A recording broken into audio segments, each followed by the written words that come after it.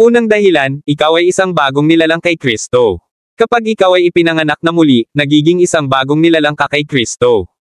Ang pagbabagong ito ay nagbabago sa iyong puso, mga hangarin, at pananaw sa buhay. Iniibig mo na ngayon ang iniibig ng Diyos at kinamumuhian ang kinamumuhian niya. Hindi tulad ng mga taong nananatili sa sanlibutan, ang mga nasa kay Kristo ay nakakaranas ng panloob na labanan kapag humaharap sa kasalanan, lalo na sa pita ng laman. Bago ang kaligtasan, walang ganitong pakikibaka. Ang mga tao noon ay nagtatampisaw sa pita ng laman ng walang pagsisisi. Ngunit pagkatapos maging isang bagong nilalang, ang iyong espiritual na pagkatao ay lumalaban sa pagnanasa ng laman, kaya't ang pita ng laman ay nagiging isang larangan ng digmaan sa halip na isang kasiyahan. Ang pakikibakang ito ay patunay ng iyong bagong pagkakakilanlan kay Kristo. Hindi nakikibaka ang sanlibutan sa pita ng laman dahil hindi nila nakikitang mali ito. Ngunit ang mga hinirang ay may panloob na tunggalian. Maaari mong itanong kung bakit pakiramdam mo ay parang may hinahatak sa loob mo. Iyan ay ang banal na espiritu na bumubulalas sa iyo, nagpapaalala na ikaw ay pag-aari ng Diyos. Ang pagbabagong ito ay hindi nangangahulugan na hindi ka na matutokso, ngunit nangangahulugan ito na mayroon kang kapangyarihang lumaban sa pamamagitan ni Kristo. Ang labanan ay hindi tanda ng kabiguan. Ito ay tanda na ikaw ay tunay na buhay kay Kristo. Ikalawang dahilan, ang iyong laman ay nananatiling di nagbabago. Bagamat ang iyong espiritu ay ipinanganak na muli, ang iyong laman ay hindi. Ang iyong pisikal na katawan ay nananatili pa ring may makasalanang mga hilig at alaala ng nakaraang kasalanan. Ang dating ikaw, ang lumang pagkatao, ay minahal ang pita ng laman, at ang hangering iyon ay hindi automatikong nawawala sa sandali ng kaligtasan. Kaya't sinabi sa Galatia Kapitulo 5 versikulo 16 hanggang 17, lakad kayo ayon sa espiritu, at hindi ninyo isa sa katuparan ang pagnanasa ng laman. Sapagkat ang laman ay nagnanasa laban sa espiritu, at ang espiritu laban sa laman, sapagkat ang mga ito ay magkasalungat, upang hindi ninyo gawin ang mga bagay na nais ninyong gawin. Ipinahayag din ni Apostol Pablo ang labang ito sa Roma Kapitulo 7 versikulo 15 hanggang 20, na nagsasaad ng panloob na digmaan sa pagitan ng espiritu at laman. Maraming Kristiyano ang maling naniniwala na ang pakikibaka laban sa pita ng laman ay nangangahulugan na hindi sila ligtas. Ngunit ito ay isang kasinungalingan ni Satanas. Ang pakikibaka mismo ay patunay na ang espiritu ng Diyos ay gumagawa sa iyo. Ang laman ay naaalala pa rin ang kasiyahan ng kasalanan at patuloy na susubukan kang hilahin pabalik sa dating gawi. Ngunit ang espiritu sa loob mo ay walang tigil na gumagabay sa iyo patungo sa katwiran. Ang labang ito ay hindi matatapos agad-agad, at ito ay isang laban na dapat harapin ng bawat mananampalataya araw-araw. Ikatlong dahilan, tinututukan ni Satanas ang mga hinirang. Sa Lucas Kapitulo 22 versikulo 31 hanggang 32, sinabi ni Jesus kay Pedro, Simon, Simon, hiningi ka ni Satanas upang ikaw ay salain na parang trigo. Ngunit idinalangin kita upang huwag manghina ang iyong pananampalataya. Ipinapakita ng talatang ito ang isang mahalagang katotohanan, si Satanas ay nais umatake sa mga hinirang ng Diyos. Hindi na niya kailangang sayangin ang kanyang oras sa mga taong nasa ilalim na ng kanyang kapangyarihan. Sa halip, masigasig niyang tinutarget ang mga tinawag ng Diyos. Bakit? Sapagkat alam niyang kung madadala niya sila sa kasalanan, maaari niyang pigilan ang kanilang epekto sa kaharian ng Diyos at makapagdulot ng kahihiyan sa pangalan ni Kristo. Nagbabala si Pedro sa unang Pedro Kapitulo 5 versikulo 8, maging handa kayo at magbantay. Ang kaaway ninyong dyablo ay tulad ng isang liyong umaatungal at naghahanap ng kanyang malalapa. Isa sa pinaka-epektibong sandata ni Satanas laban sa mga hinirang ay ang pita ng laman. Gamit ang media, relasyon, at alaala ng dating kasalanan, susubukan niyang ipabagsak ang isang mananampalataya. Dahil dito, napakahalaga na maging espiritual na handa. Tulad ng isang sundalo sa digmaan, dapat isuot ng hinirang ang buong baluti ng Diyos, panalangin, pag-aayuno, at araw-araw na debosyon ay hindi opsyonal, kundi kinakailangang depensa laban sa mga pag-atake ng kaaway. Ikaapat na dahilan, ang sistema ng mundo ay dinisenyo upang tuksuhin ka. Sinasabi sa unang Juan Kapitulo 2 versikulo 16, sapagkat ang lahat ng nasa sanlibutan, ang pita ng laman, ang pita ng mga mata, at ang pagmamataas sa buhay, ay hindi mula sa Ama, kundi mula sa sanlibutan. Ipinapakita ng talatang ito ang isang katotohanang hindi natin dapat baliwalain, ang buong sistema ng mundong ito ay idinisenyo upang akitin ang laman, nang sa gayon ay ilayo ang tao sa Diyos.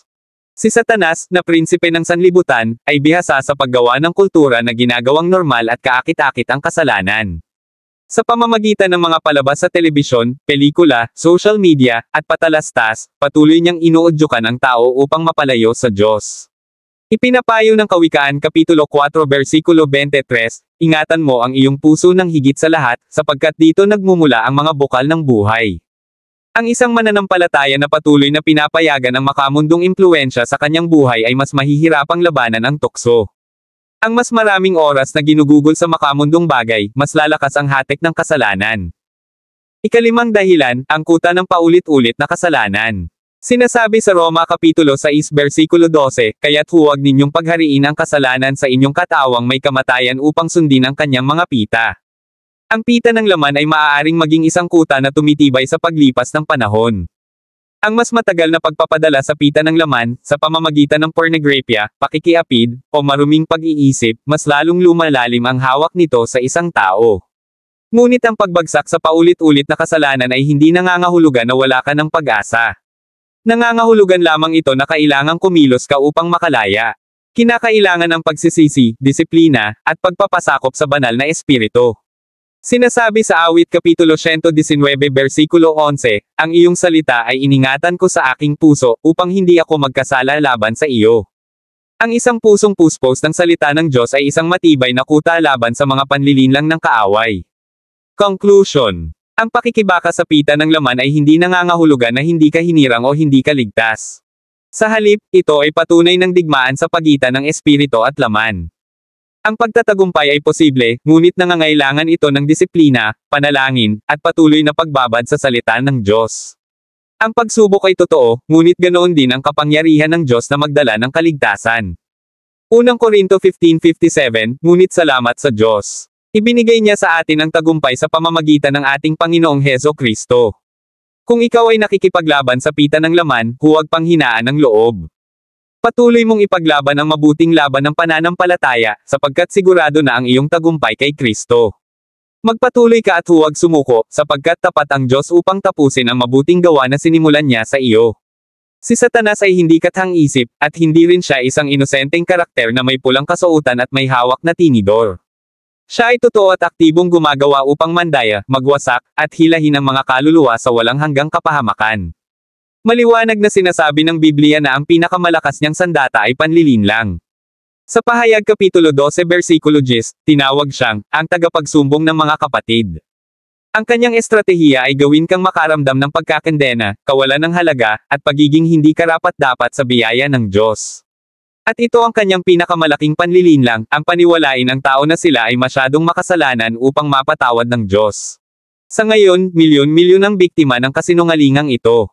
Iniisip nila na masyado nang mabigat ang kanilang kasalanan, na napakalayo na ng kanilang tinahak, na tinalikuran na sila ng Diyos.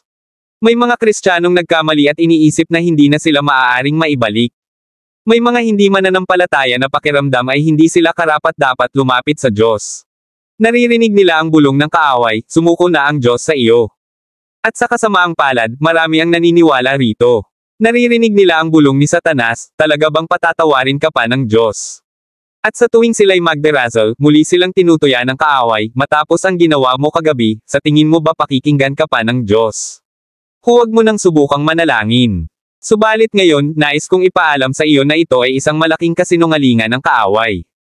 Kung may isa kang maririnig mula sa mensaheng ito ang tandaan mo, si Hesukristo ay naparito upang iligtas ang mga makasalanan. Ano man ang iyong nagawa, gaano man kabigat ang iyong kasalanan, ang dugo ni Hesukristo ay higit na makapangyarihan kaysa sa anumang kasalanang nagawa mo. Sinasabi ng Biblia sa Juan Kapitulo 10 Versikulo 10, ang magnanakaw ay pumarito upang magnakaw, pumatay, at pumuksa. Ninanais niyang nakawin ang iyong pag-asa, patayin ang iyong pananampalataya, at wasakin ang iyong kaluluwa. At isa sa kanyang pinakamalaking tagumpay ay ang kumbansihin ng tao na sila ay wala ng pag-asa sa kaligtasan. Ginagawa niya ito sa pamamagitan ng patuloy na pagpapaalala sa iyo ng iyong nakaraan.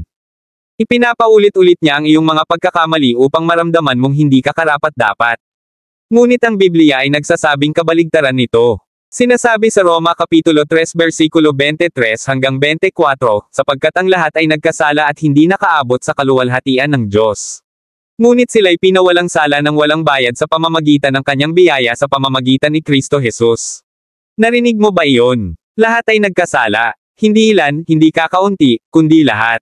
Ngunit kung paanong lahat ay nagkasala, lahat din ay maaaring mapawalang sala sa pamamagitan ng kanyang biyaya. Ayaw ni Satanas na makita mo ito. Nais niyang mabaon ka sa hiya, matakot lumapit sa Diyos, at maramdamang hindi ka na kayang iligtas. Ngunit si Jesus ay dumating upang alisin ang bawat tanikala na bumabalot sa iyo. Si Satanas ay sinungaling, ngunit si Jesus ay katotohanan. At kung sino ang pinalaya ng anak, siya ay tunay na malaya. Ang ebanghelyo ay hindi para sa mga nag-aakalang sila'y matuwid, kundi para sa mga makasalanan. Sabi ni Apostol Pablo sa unang Timoteo Kapitulo 1 versikulo 15, si Kristo Jesus ay naparito sa mundo upang iligtas ang mga makasalanan, na ako ang pinakamasama sa lahat.